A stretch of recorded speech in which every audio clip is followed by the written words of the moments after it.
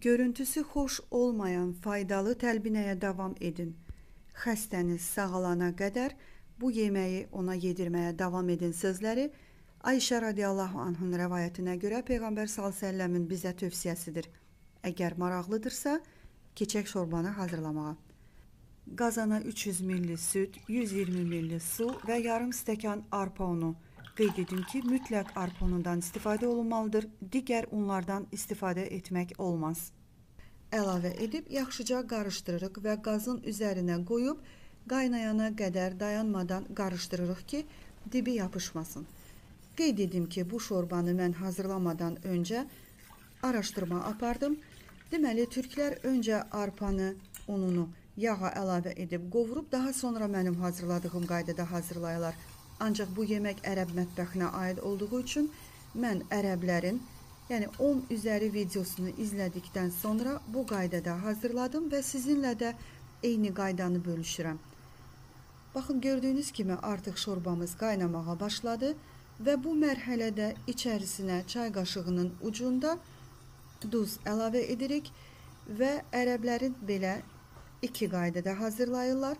Yəni onlar ya bəziləri bu mərhələdə içərisinə bal əlavə edib qaynadıb şorbanı hazırlayırlar.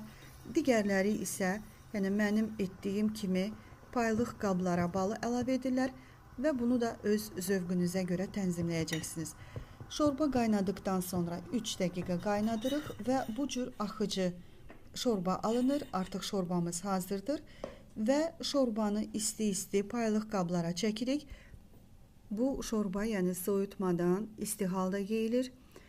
Qeyd edim ki, araşdırmalarıma görə bu şorba şəkər xəstəliyinə, ağciyər, qaraciyər, astma xəstəliyinə, ürək damar, mədə bağırsaq, yəni bir çox xəstəliklərdə çox faydalıdır. Bədənə, belə deyim, güc-qüvvət verir, immuniteti gücləndirir və qəlbə rahatlıq verir. Biriniz üzünüzü necə təmizləyirsinizsə, bu şorba mədənizi o cür yuyub təmizləyər sözü də Peyğəmbər s.ə.v-in sözüdür. Və mən indi paylıq olaraq qabın içərisinə bal əlavə edirəm.